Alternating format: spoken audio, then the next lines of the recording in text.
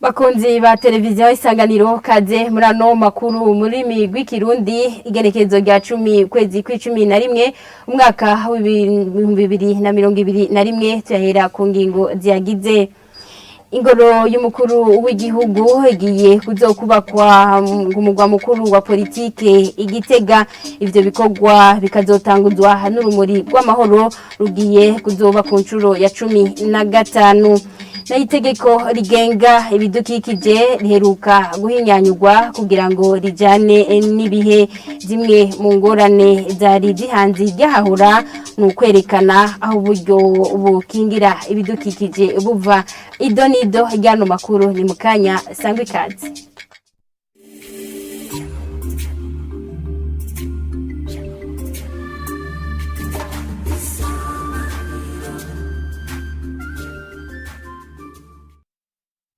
Dasubiye kubaha ikaze murano makuru tehera mu gisata ca politike. Hagiye gutangura ibikorwa byo kubaka ingoro y'umukuru w'igihugu ku mugwa mukuru wa politike Igitega. Biri mu bizoranga intango y'urumuri rw'amahoro ku ncuro ya 15. Urongoye umugwi ujejwe gutegura ibijanye n'urumuri rw'amahoro akaba yabishikirije kuri uyu wa gatatu mu kiganiro yahaye abamenyesha makuru. Tumukurikire. Umukuru w'igihugu cy'u Burundi yani cubahiro Evaristo Ndayishimiye azokugurura icese urumuri rw'amahoro inshuro ya 15 umwaka wa 2021 Gitega ku mugwa mukuru wa politike ku wa gatatu igenekerezo ya 17 kwezi kwa Munyonyo uyu mwaka wa 2021 ku civugo kivuga giti twese hamwe turwanye ubukene Uburundi butera imbere. Ibirori byo kugura icese ubwo rumuri rw'amahoro inshuro ya 15 bizoba bigizwe n'ibikorwa bitandukanye. Bizoba bigizwe no gutanguza umugambi wo kubaka ibiro by'umukuru w'igihugu Igitega, kugurura igisaca cyo kuvura abana mu bitaro by'Ikibuye, igiteramo ndangakaranga ku kibuga cy'umupira w'amaguru citiriwe Ingoma ku mugoroba isaha 6 z'umuhingamo. Hagati aho harategekanijwe umunsi wahariwe inkino Olympique kwigenekerezo ya 2021 Munyonyo mwaka wa 2021 ku kibuga citiriwe Nkurunziza Peace Park Stadium mu ntara ya Makamba. Harategekanijwe kandi ihayanishwa gurisha ry'ibihingurwa n'ibidandazwa kavukire yitiriwe Made in Burundi, harimo no kurata intambwe gwaruka rw'abarundi rugeze ko mu byo abikorera utwabo n'ubuhinga bwa none rizobera mu gisagara ca Bujumbura kwibarabara ryitiriwe kwikukira ku Burundi guhera ku magenekerezo ya 2023 gushika ku magenekerezo ya 2026 Munyonyo umwaka wa 2021 muri komine Mukaza. Mu gusozera urumuri rw'amahoro inshuro ya 15 hazoba ibikorwa bijanye no kwinjira icese isoko ya Kamenge yasubiwemo heruka gusha. Inyuma yaho hazoba kugurura ibitaro Tanganyika Care Polyclinic n'ishure shingiro ryubatswe mu bikorwa rusangi muri komine Muha. Rizoba rigenekerezo rya 27 n'ibindi bikorwa bitegekanijwe tuzorangurira hamwe n'ubushikiranganje bw'amagara y'abantu no kugwanya ikiza roho yanganda sida. Hategekanijwe kandi uwo munsi nyene gusozera igiteramo ndangakaranga cyo gusozera urumuri rw'amahoro inshuro ya 15 kizobera mu gisagara ca Bujumbura. Urumuri rw'amahoro rukaba rwatanguye mu Burundi mu mwaka wa 2006. ano makuru tuyabandanirize mu bijanye n'ibidukikije. Itegeko rigenga ibidukikije riheruka guhinyanyurwa kugira ngo rijane n'igihe, bishikirizwa n'umuyobozi mukuru w'ikigo cy'igihugu kijejwe gukingira ibidukikije.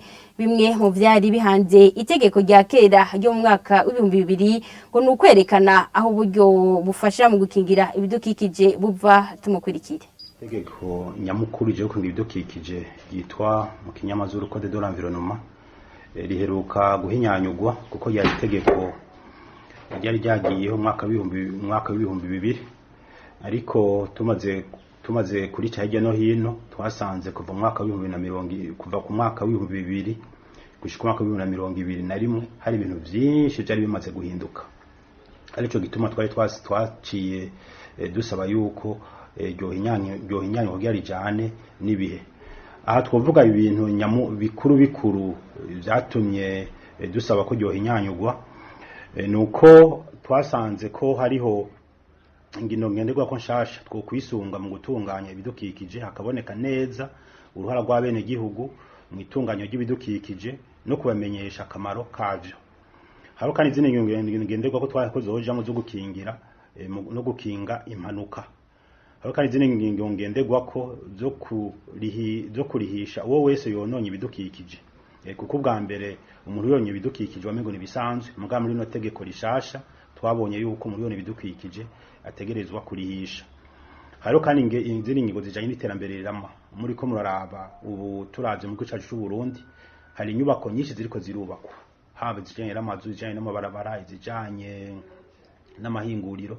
Bisaba rero yuko izo nyubako zose mu kubakwa zisunga gukingira ibidukikije, kuko mu misi heze umuntu yarubaka ihinguriro hanyuma haciye igihe ugasanga ririko rirona ibidukikije, kandi ugasanga nta n'ingingo ziriho zofatwa kubera mu itegeko ryo gukingira ibidukikije bitari bisanzwe birimo.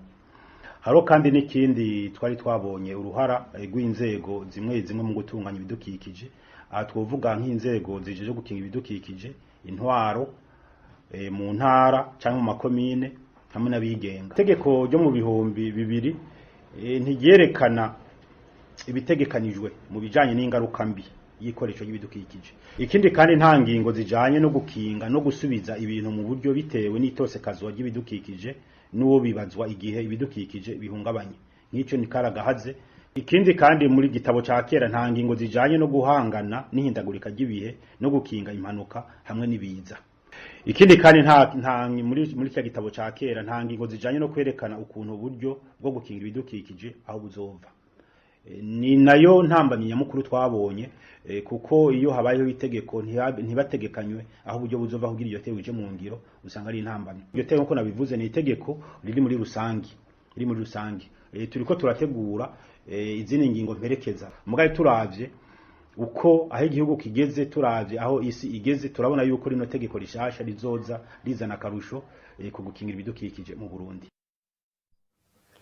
Mu bijanye n'imibano haribonekeza ibinogo mu mabarabara amwe yo mu gisagara ca Bujumbura, aho bagenzi bacu baciye nk'ibarabara ryitiriwe Iprona, igitiriwe RDC, hose uhasanga ibinogo binini kandi bitera vyaguka. Bamwe mu bagendesha ivyuma vyabo bavuga ko bihononekarira. Arteka Vabushi yahishikiye.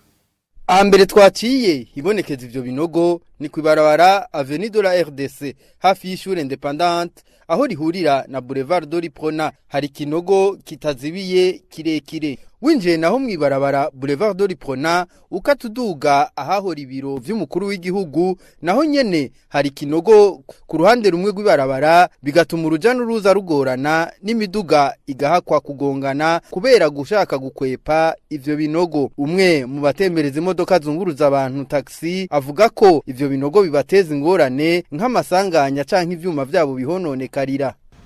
Ivyo binogo abavyimba ntibashobora kubifurira neza. Urumva rero imodokari iciyemwo hononekara ivyuma vyinshi. N'akarorero aro n'umudame yatayeyo imodokari acatare crible hama caragenda ahakwa kugonga, yaragonze n'abana ngaho bavuye kwishure. Imana yose yaciye agonga igiti.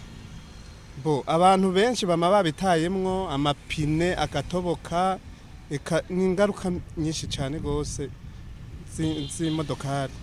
Muri ico gisagara ca Bujumbura nyene amabarabara arimwo ivyo binogo aribonekeza kandi kuri Avenue Muyinga hafi y'ingoro y'abayehova winjira muri Boulevard Doriprona. Aho naho hari kinogo gitera caguka n'imiduga mu kuhaca ikabanza kumera nk'iyihagaze. Ahandi twaciye ni kuri Chaussée du Prince Louis Rwagasore imbere y'inyubako ya INSS. Hari ikinogo cuzuye ibarabara. Ubu twaganiriye agasaba leta ko hagize abahimba boca bahakora neza bahejeje. Dusaba leta bafise ibikorwa bariko barakorera kuri iryo barabara bakagimba boca barifurira neza bigasubira nkuko byari rimeze.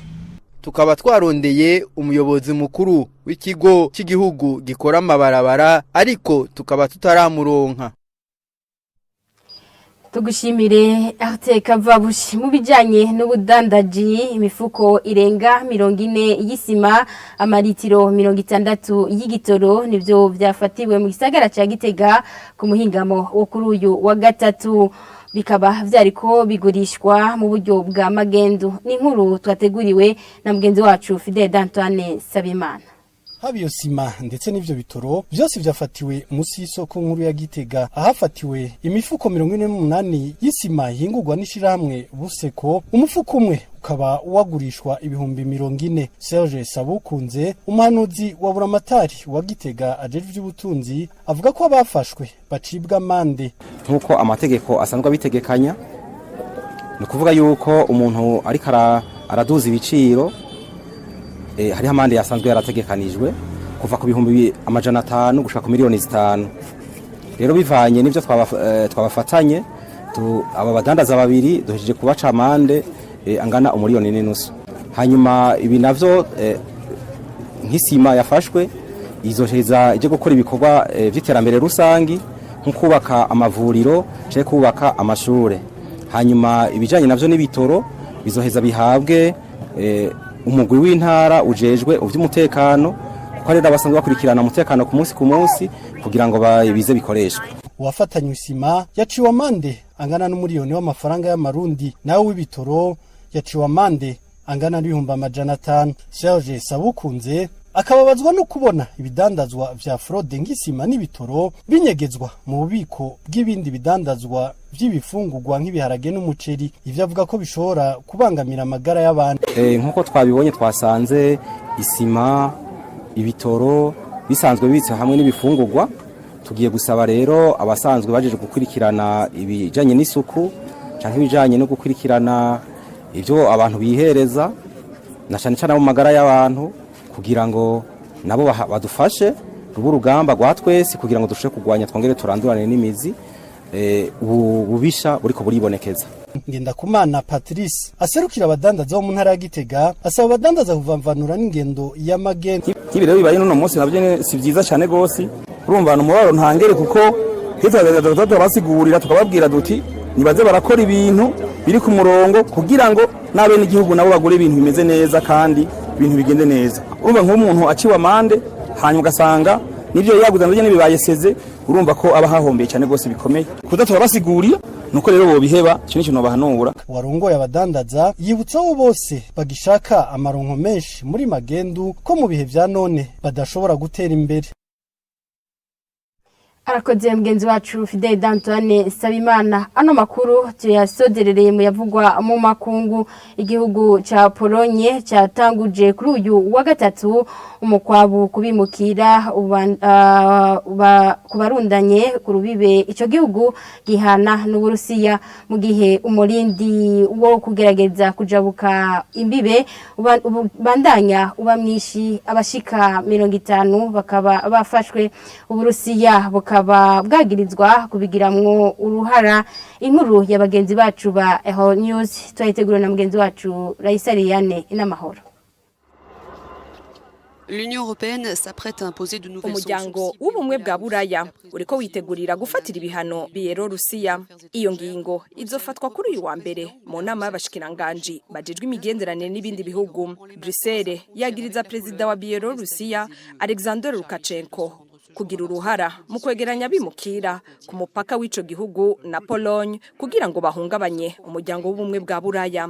Kuri uyu wa gatatu Charles Michel arongoye inama y'ibihugu vya Buraya afata urugendo gwerekeza i Varsovie kugira ngo baganire kuri iki kibazo c'urubibe. Agira ati turahanzwe n'igitero simusiga c'imvange ku mbibe zacu za Buraya. Twaruguruye ibiganiro kubijanye n'uburyo bwotangwa n'ubumwe bw'ibihugu vya Buraya ku bikorwa byose bibera ku mipaka kandi bitegezwa kuja mu ngiro vuba kubera iyo mipaka ya Pologne na Baltique nayo ari imbibe z'umuryango w'ubumwe bwa Buraya. Uwo muryango w'ubumwe bw'ibihugu vya Buraya bwagiriza Minsk acuditse hamwe na Moscow gutanga amaviza mu bihugu vyinshi mbere no gutegura ingendo z'indege zorohereza abimukira kuja muri Bielorusiya hanyuma bagaca binjira vyoroshe mu muryango w'ubumwe w'ibihugu vya Buraya kuva mu kwezi kwa gatandatu. Ubu abimukira bazibiriwe ku mipaka ya Lituania, Letoni na Pologne. Uko niko rero Alexander Lukashenko ariko yihora ku bihano vya Buraya vyafashwe mu guhasha batavuga numwe n'ubutegetsi mu gihugu ciwe. Ububirigi bwamenyesheje ko buzokwitura ibihugu 13 kugira bubisabe ko abene gihugu babo batogana muri Bielorusiya. Ibihano navyo birategekanijwe ku ndege zizogira uruhara mu konguruza bimukira. Naye abasirikare ibihumbi 10 bo muri Pologne nibo bashizwe ku mbibe ico gihugu gihana na Bielorusiya. Mwijoro ryakeye abimukira bose bagerageje kuja bukuru bibe muri Pologne bafashwe. Ont été arrêtés par les militaires déployés aux frontières. Arakoze mugenzi wacu Haisa Liliane inamahoro ningaha duciye dusozera amakuru twe twabateguriye mubandanye muryoherwa n'ibiganiro vya televiziyo Isanganiro.